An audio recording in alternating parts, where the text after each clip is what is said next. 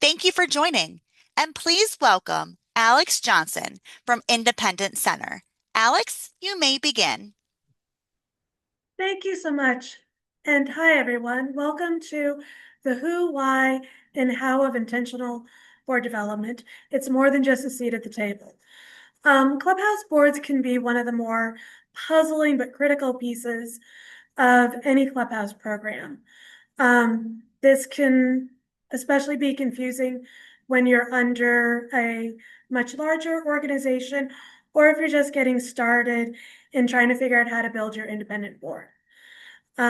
Despite what type of board your organization might have, boards can often further our goals through supporting strategic planning and growth, assisting with risk management and policy development, um, and monitoring quality improvement. And one of the biggest things is they can help serve as ambassadors for our clubhouse in the community and ensure that members' voices and needs are being considered in all of our decision making. So paramount to this is really having a diverse set of individuals at the table. So today we have two clubhouses, Frontier House in Colorado, United States, and Fountainhuset Hanafoss in Hanafoss, Norway, that will be joining us to talk about how we can build a divorce board. First up, we have Frontier House will be speaking on how to build a strong advisory board. All right, good morning. Sorry about that. My name is Renee Schell, and I'm with Frontier House, which is in Colorado, USA. I am the director at Frontier House. I've been here for 29 years. And our clubhouse is 36 years old. We've had an advisory board for our clubhouse for most of those years, and I have been involved with our advisory board in one way or another all of my years here at our clubhouse. I'll hand it over to Ray for an introduction. Good morning, everyone. Ray Lordeman here. I have been on the board with the Frontier House for the last 25 plus years. I enjoy doing what I do because I believe in the philosophy and what the clubhouse does for this community. All right. So just to get started, we want to note that we are part of an hospice agency. So we operate under the direction and support of our agency's board of directors. Advisory board recruitment goes beyond just simply filling the seat. As the title insinuates, it's about finding the right people who can actively contribute to our mission.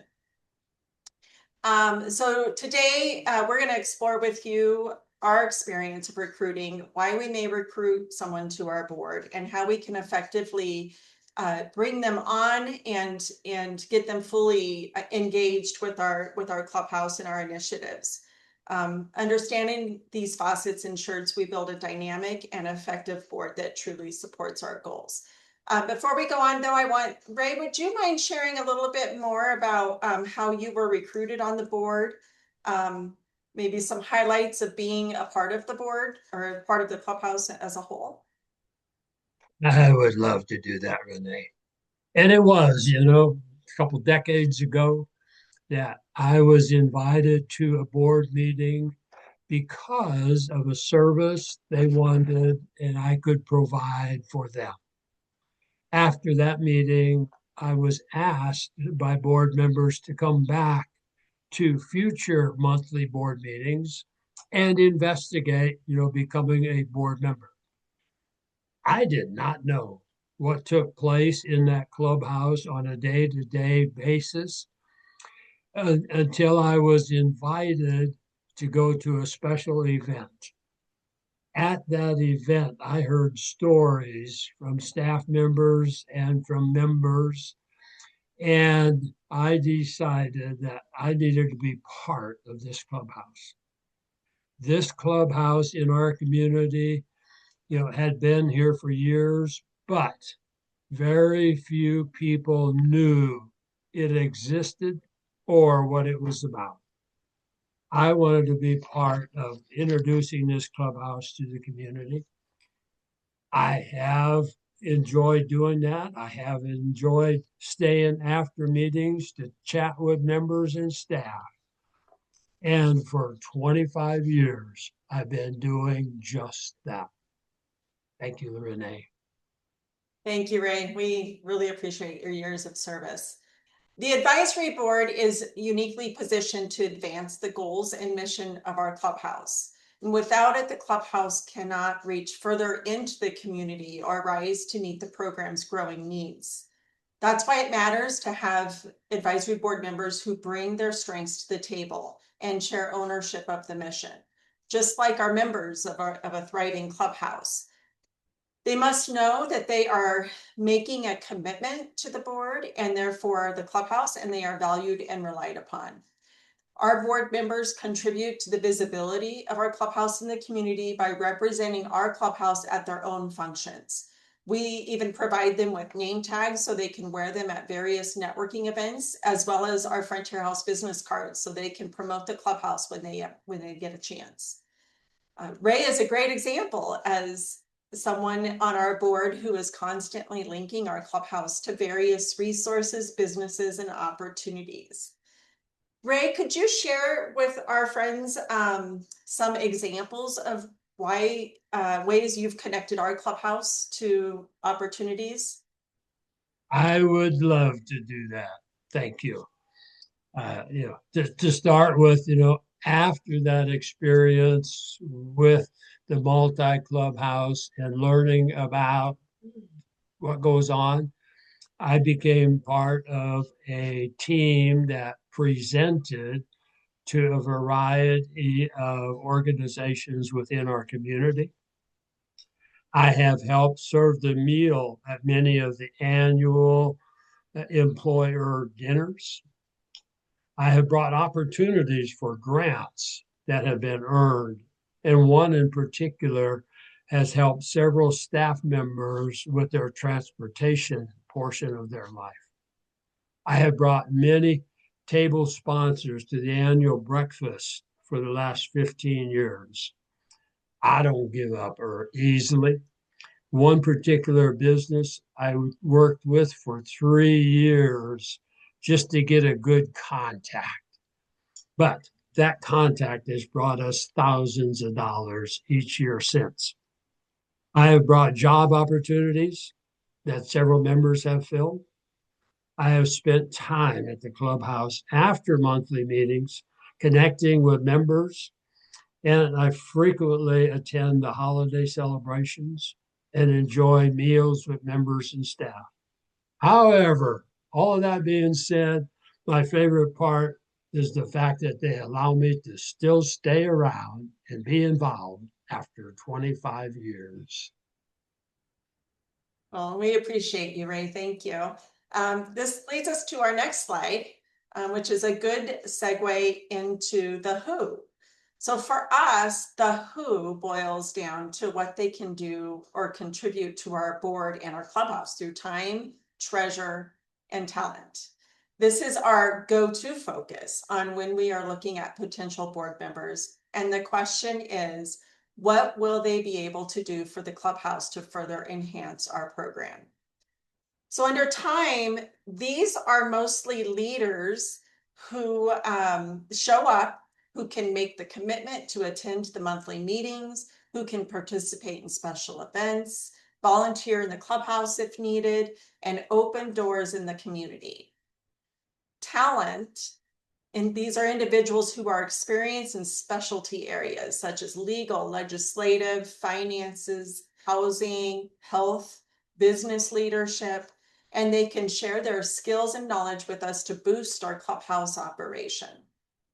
And then treasure, these are the connectors who bring resources and new financial opportunities for the clubhouse to pursue.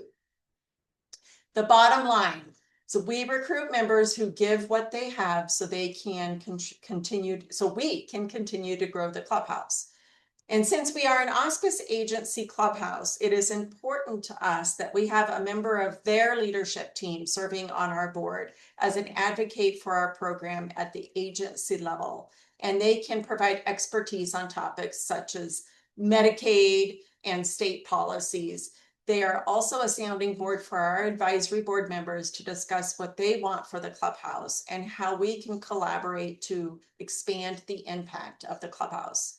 For example, our board can collaborate with agency leadership on how we conduct legislative advocacy as a whole to emphasize the need for continued state funding. Additionally, the Auspice Agency's board of directors recruits a clubhouse member to serve as a board member.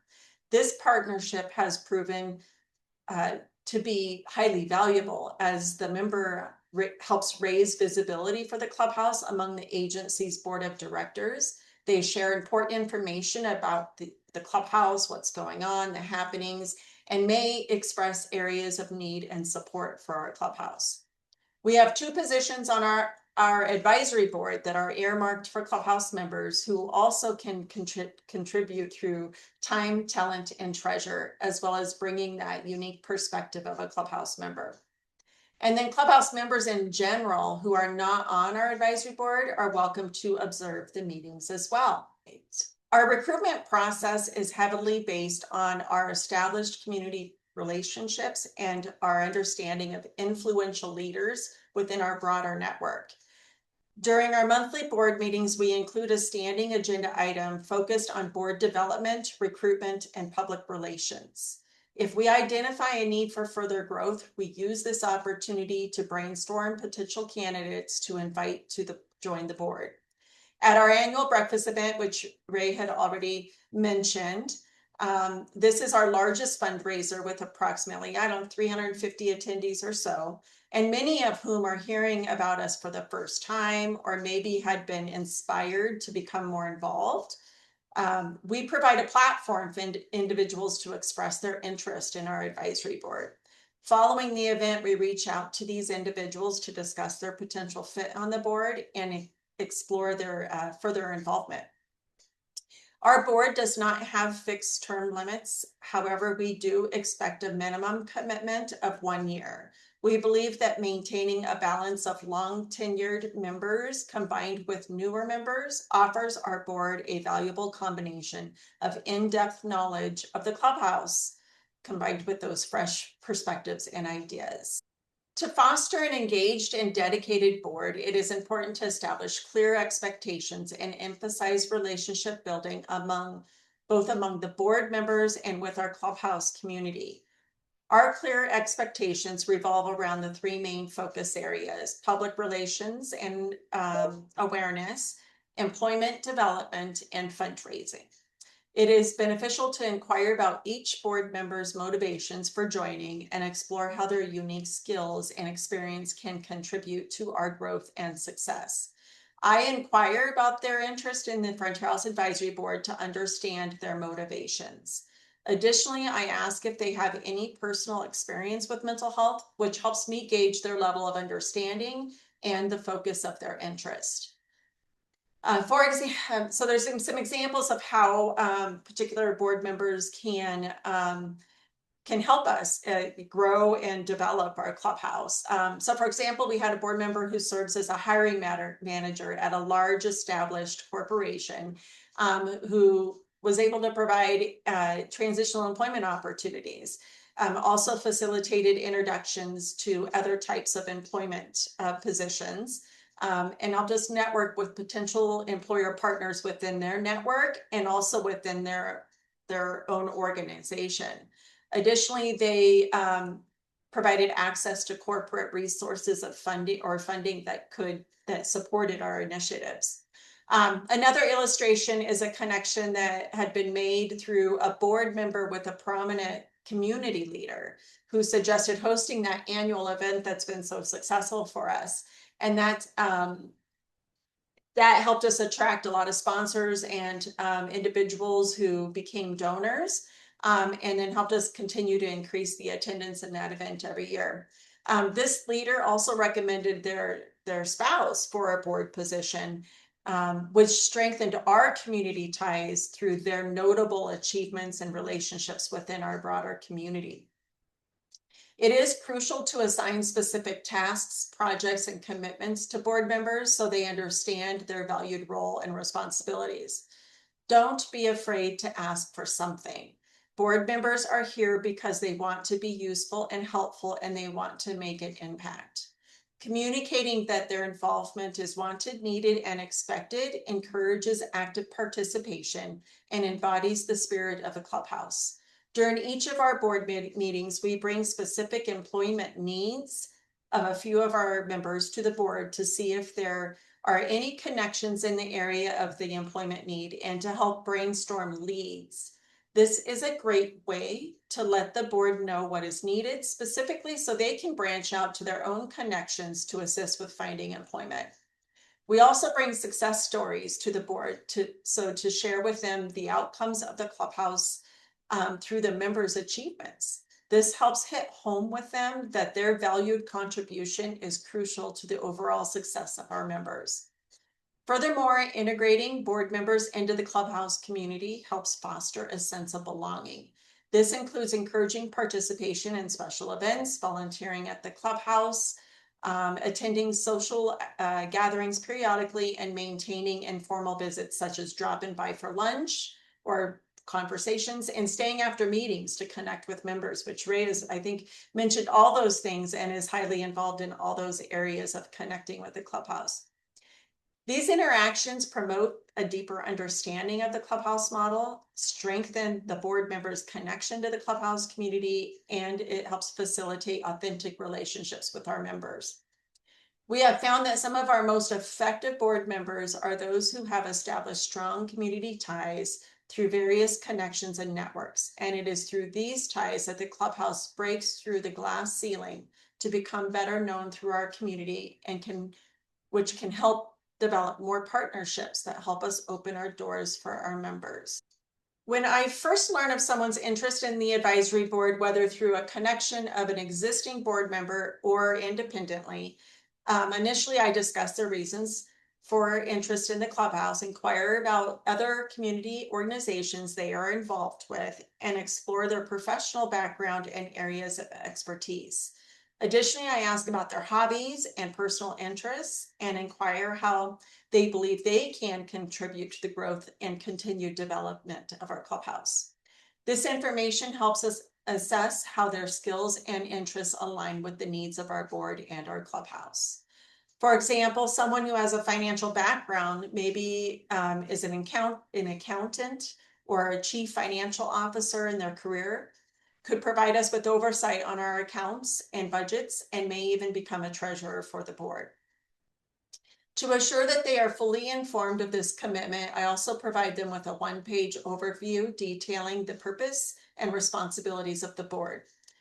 We also share what we call a board member job description, and this outlines the roles and expectations for each member. Subsequently, we invite them to visit the clubhouse to meet with our staff and our members and to receive that introductory tour, which includes an overview of the standards. This is typically done in conjunction with the board member who has helped connect them to the clubhouse. If appropriate, they are invited to attend a monthly board meeting to meet the other board members.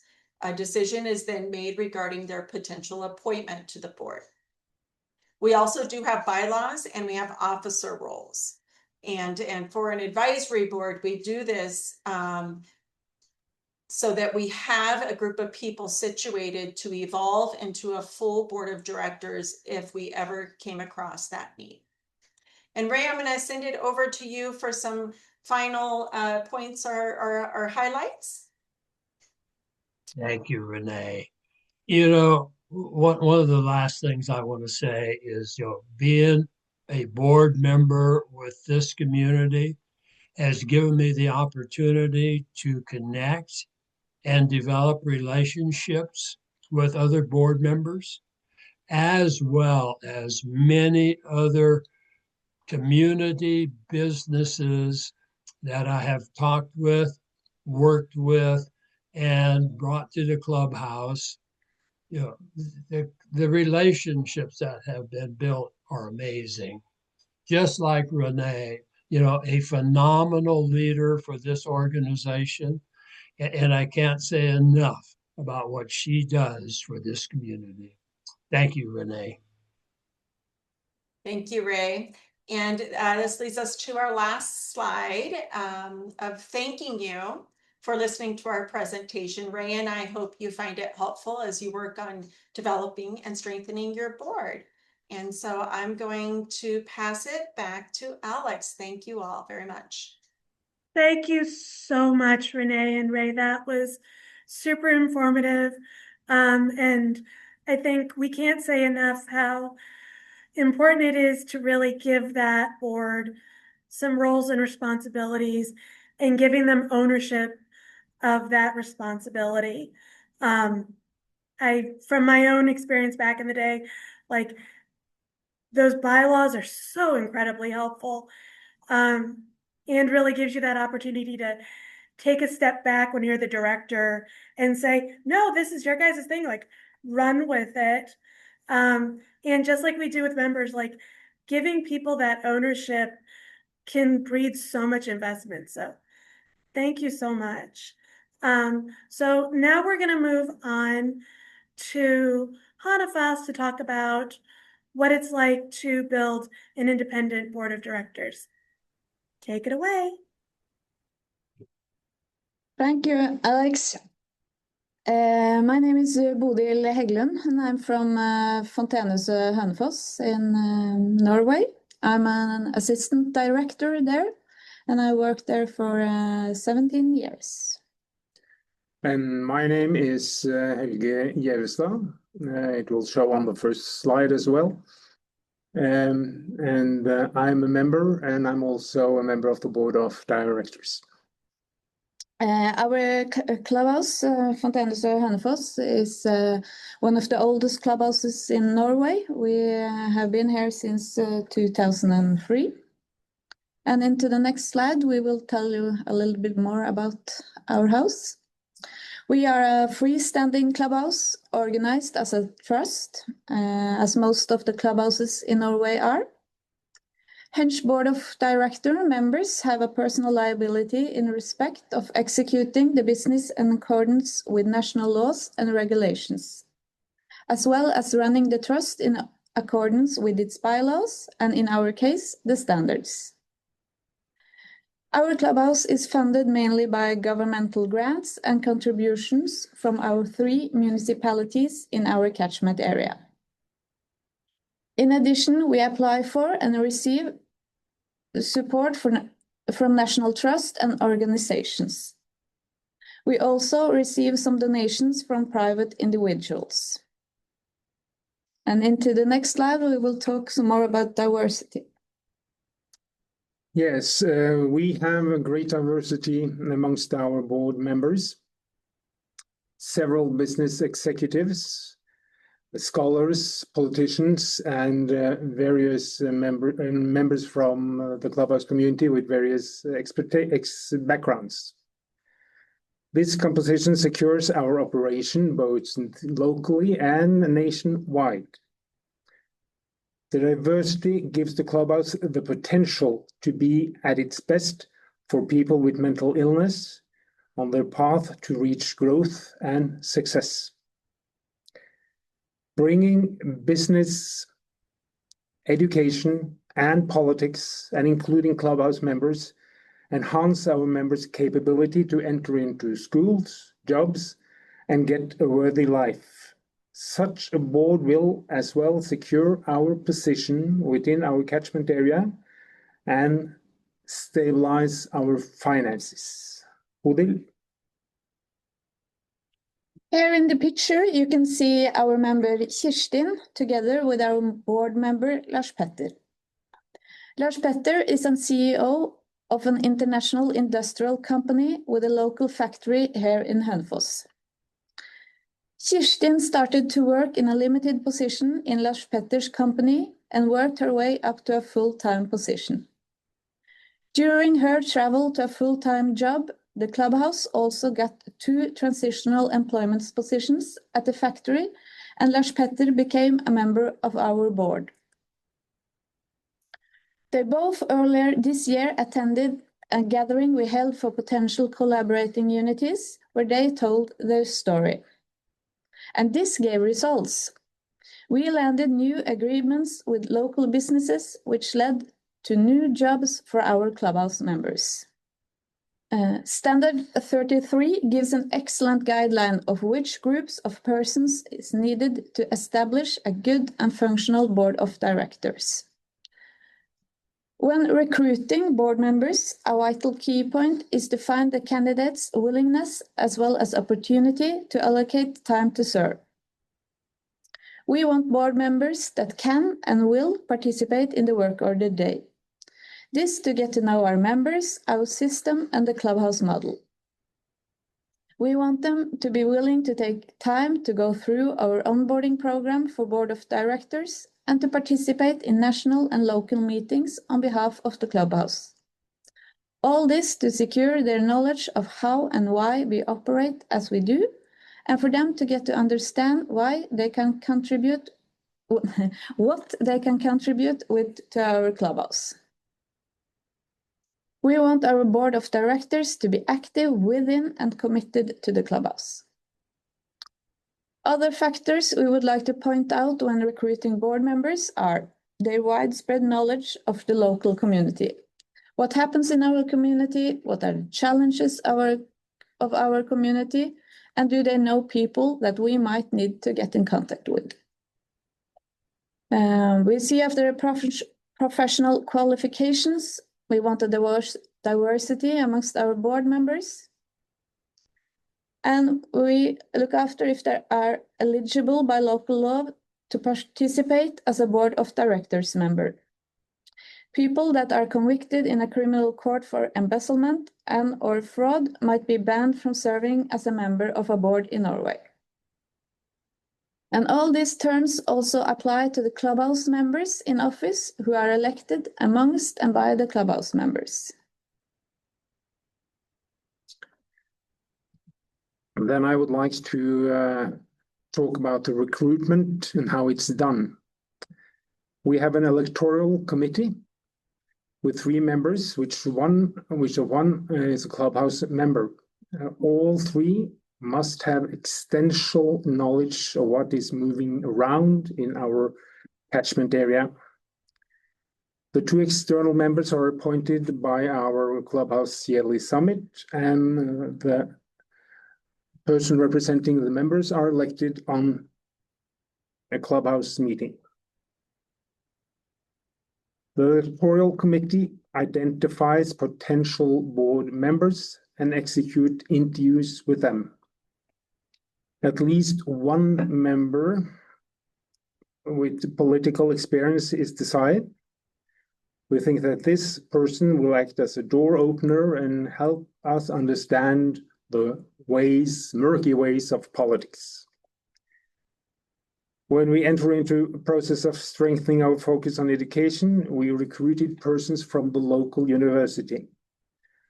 This move has vitalized our bonds to academia and increased our members' knowledge of the educational potentials within our municipalities.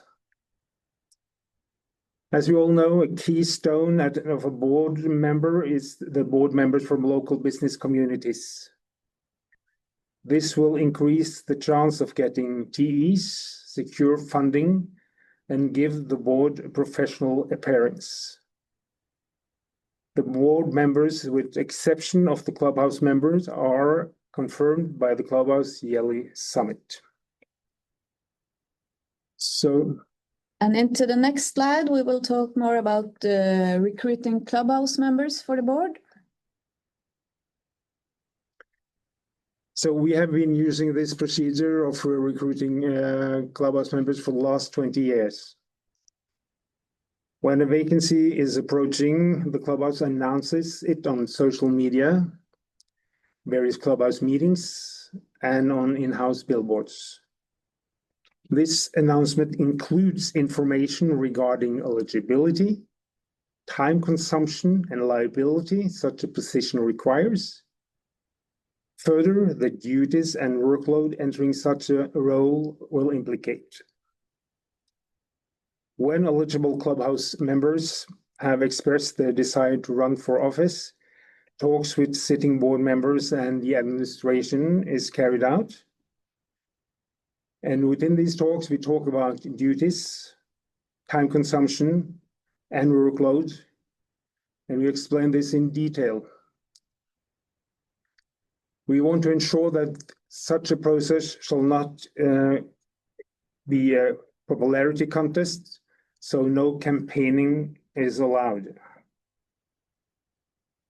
The election is held at a clubhouse decision-making meeting where only members are allowed to cast their votes. Our system also ensures that both clubhouse representatives are not up for election in the same year. This in order to secure continuity. Our position is that this recruitment process ensures a direct impact on the board's decision-making duties by board members that holds vote of confidence from the clubhouse community. To secure a swift, correct, and dynamic execution of business, the Board of Directors meets every other month. And prior to each meeting, the administration of the clubhouse provides them with fresh financial statements, statistics, operational reports, HR reports, reports from ongoing projects, and other business.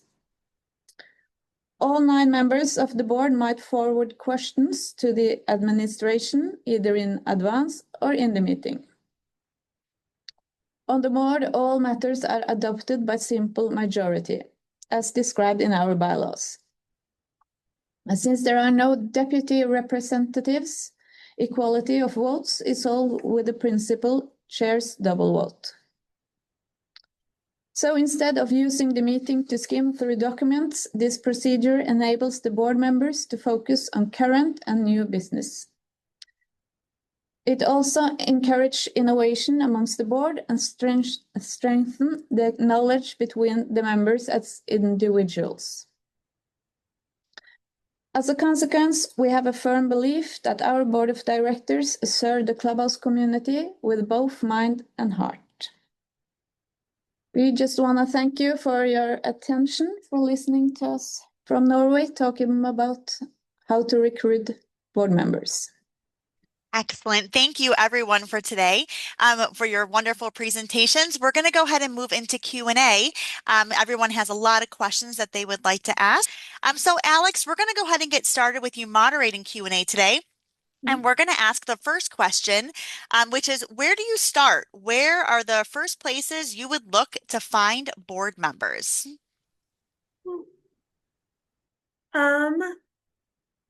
I think that would be a great place for maybe like Renee to give her experience. Hello. Well, we just try to get out into community events. So I guess if we were starting anew without not having a board in place, I would encourage the director and a member and maybe even just teams of staff and member teams going out and looking at events within your own community that have a networking component to it, and just start really talking to business leaders, influential community members about our clubhouse. And one area that we really tend to get a lot of interest is when we're able to speak on a platform about our clubhouse. So looking for opportunities to present about the clubhouse, service organizations within your community, schools, there's agency type fairs, those kind of things, like health related fairs put in place. Anytime you can talk about your clubhouse, one of the first questions we get at the end of a presentation is, how can I get involved? People love what we do. And one of the things we tell them is like, well, we do have an advisory board. There are some opportunities to be involved through that board. Let's explore that further. But when people say, how can I get involved? That's an opportunity to talk about the board. You guys at Hanafots, you guys have kind of your strategies that you use? Well, I think Renee summed it up very, very adequate. When we started out some 23 years ago, we had a group of people with great impact in the local community funding us.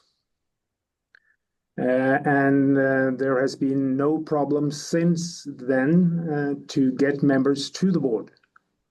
And it is like Renee points out, we do, I don't know if we should use the word, we are loved, but we are respected. And our operation means something to the local community as well.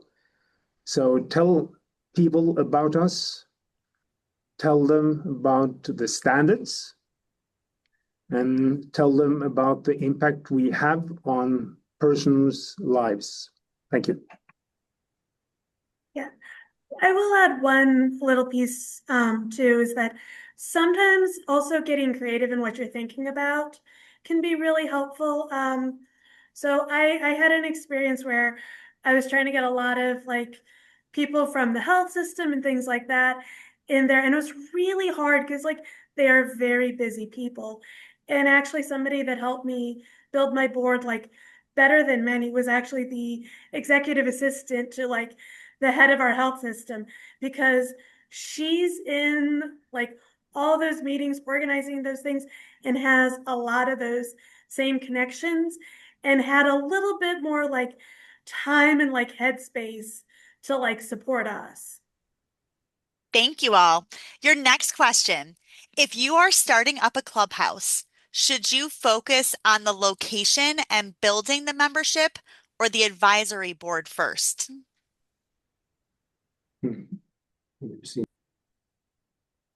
That's a big one. I was gonna say, I think, I don't know, giving a little time to think, like, huh, Hanafas, what has been like your experience?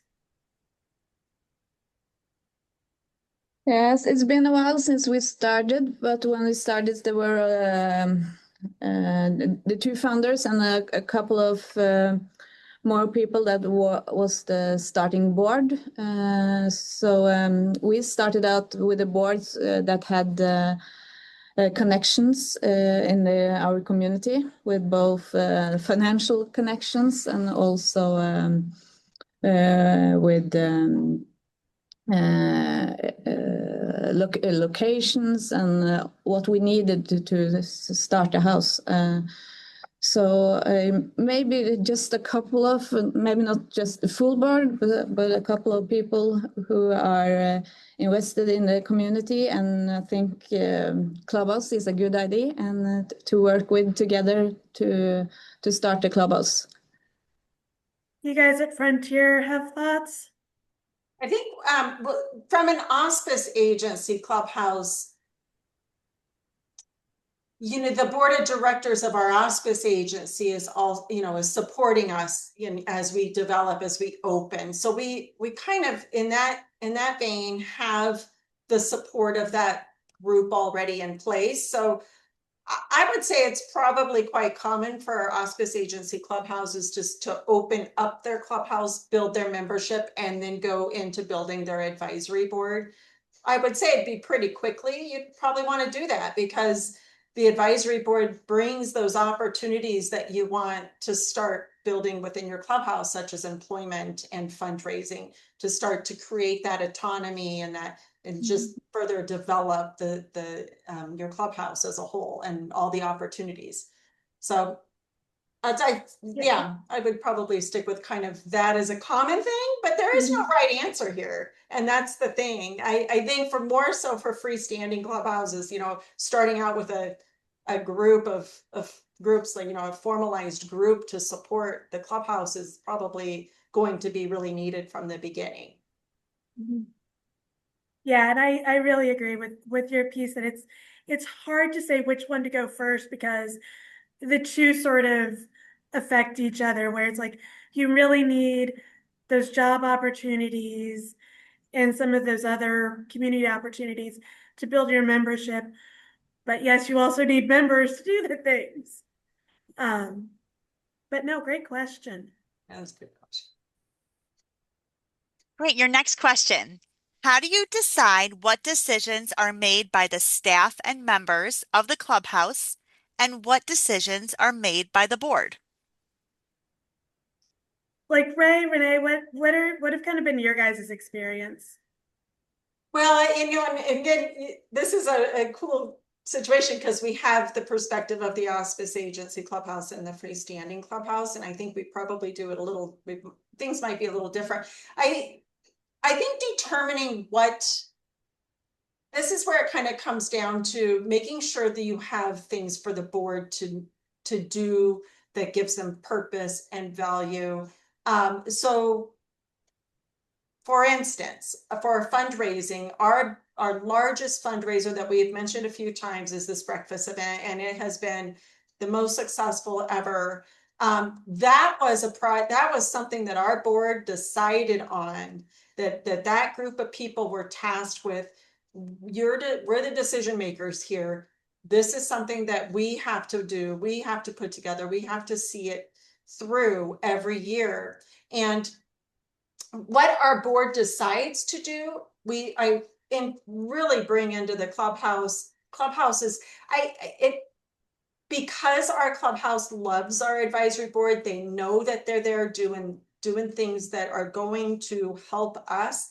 They're always supportive, but we still want to get our clubhouse community, you know, in on it and to support it as well. So I think it's just a matter of making sure that, you know, like as the director, I'm that conduit between the advisory board and the clubhouse, and I like to make sure that they're connected. And sometimes I am that link, but that our advisory board knows what our clubhouse is doing and vice versa, and so they can support the decisions that are happening. Sometimes we'll bring something to our advisory board and they'll say, Renee, we feel better about this if we take it to our clubhouse and you guys decide and you let us know what you want to do.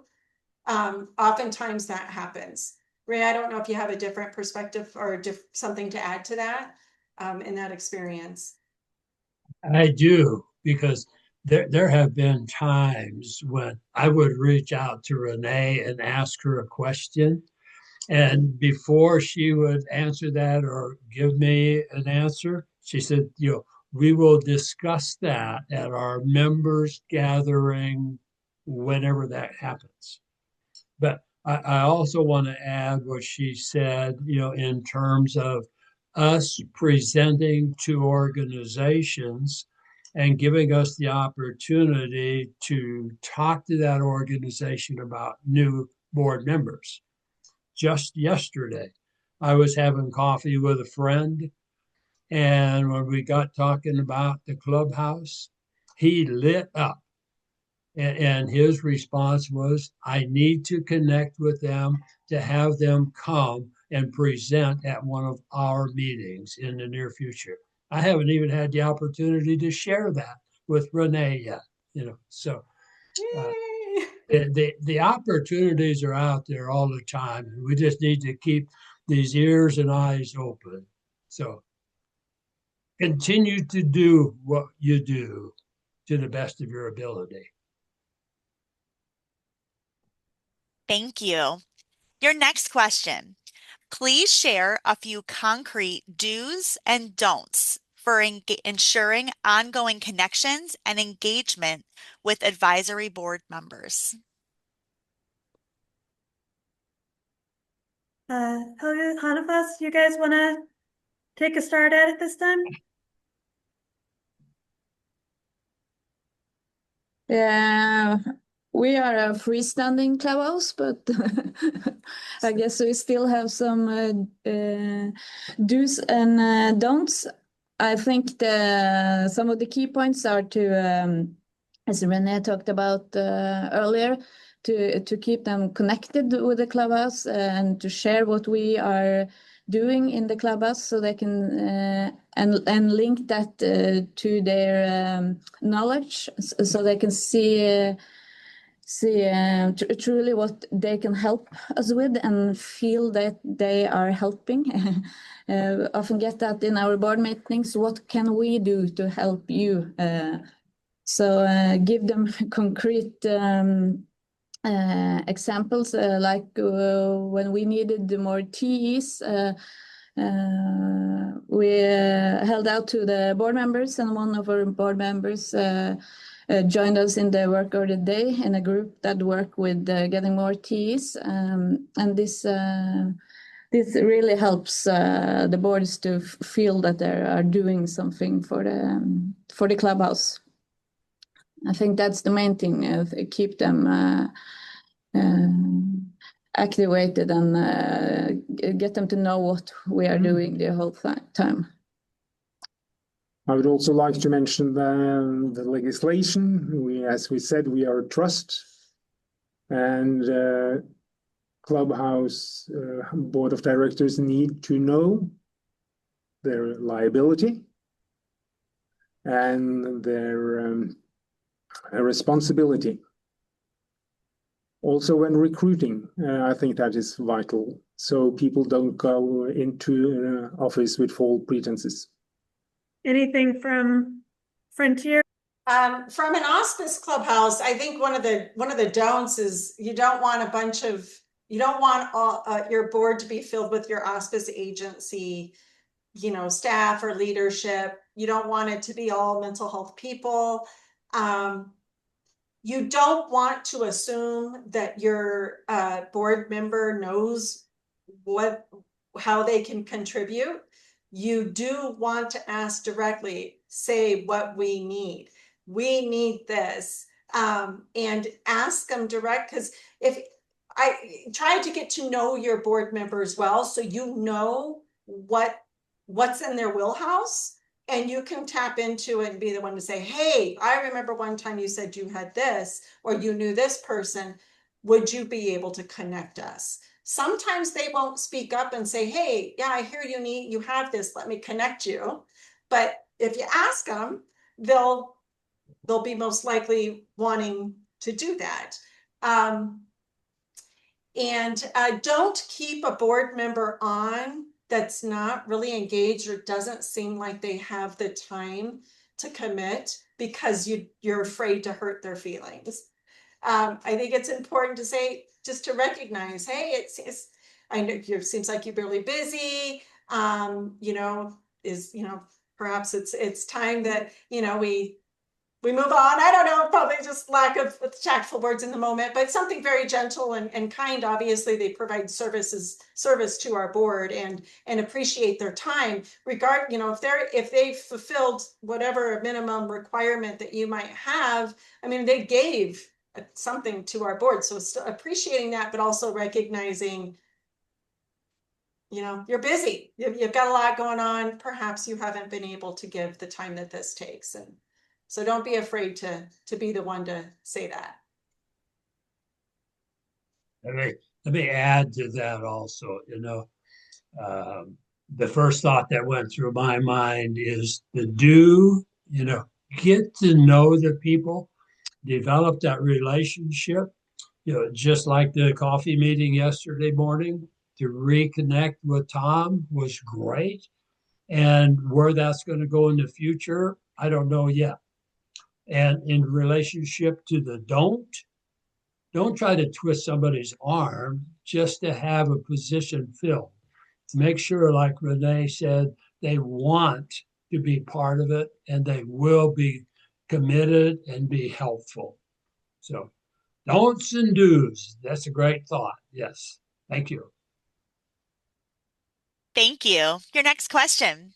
What role can an advisory board play in fundraising efforts? Ray, you look like you got thoughts. That's a great question, and that is something that I thoroughly enjoy doing. And my wife sometimes gets frustrated because I do so much or spend so much time out there in the community, knocking on doors and follow up. But it has paid off over the years. And like Renee has said, that breakfast has become a phenomenal fundraiser for the Frontier House. Yeah, and in addition to that, I think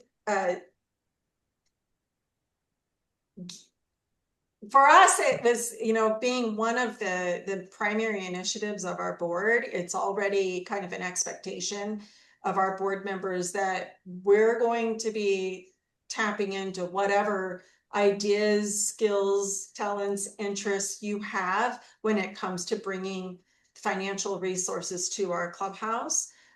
So we've had like grant write, someone say, "Oh, I used to write grants in my previous career." I mean, we're like, "Oh, grants, that's great. Yeah, we're gonna need you. Hey, can you help us write this grant?" Also, I tasking the board with a major project for us was fundraising itself. And that has been so engaging. And for most of the time, it's them bringing in their contacts. I mean, these people know people who know people who know people, and we're not going to, I don't know all those people.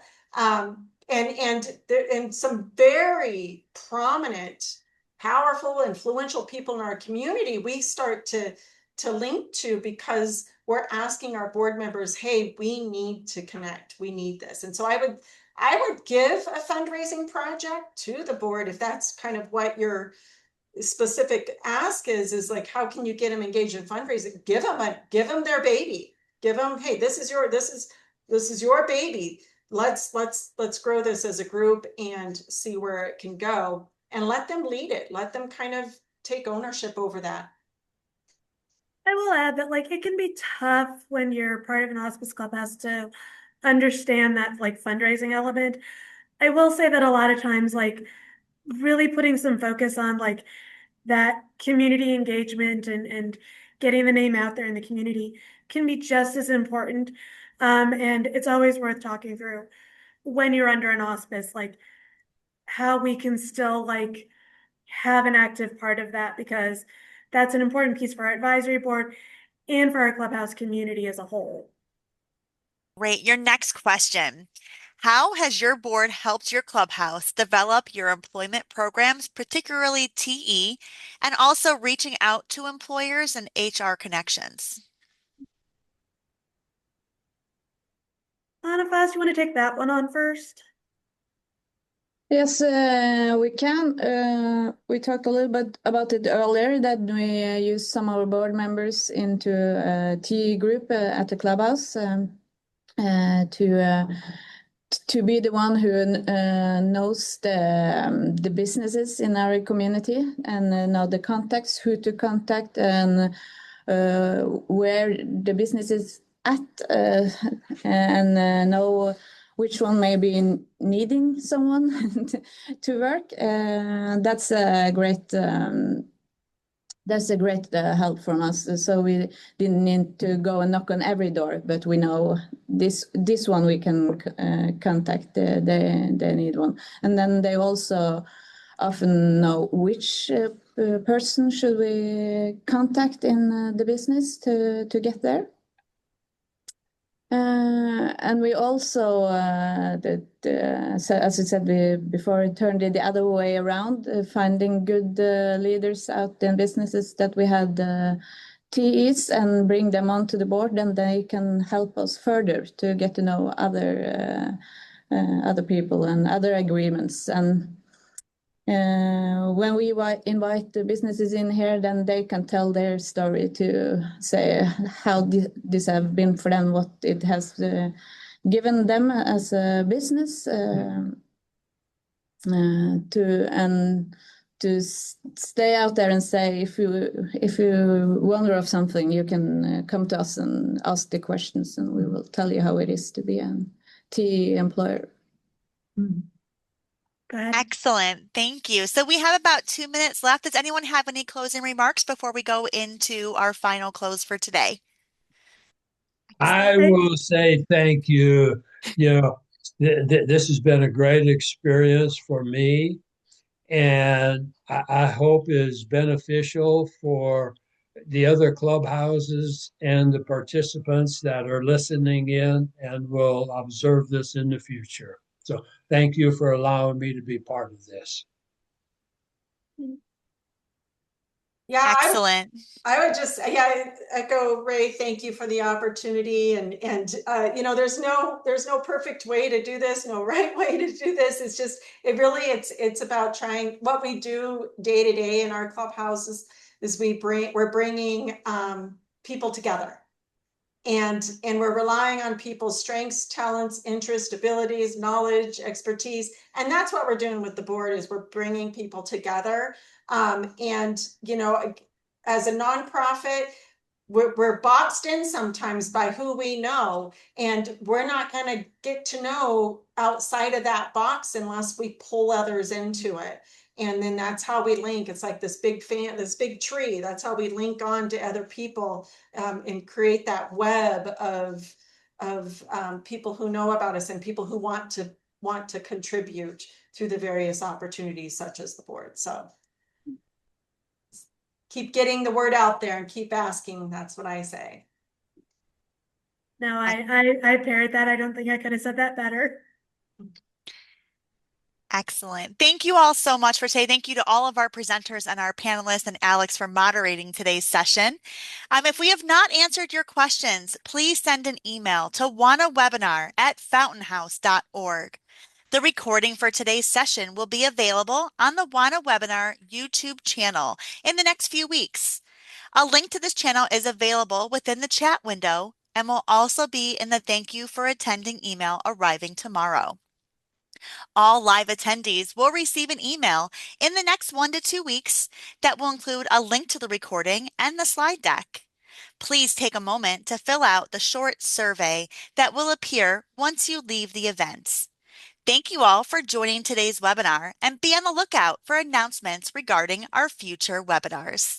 Thank you to all of our attendees. You may now disconnect.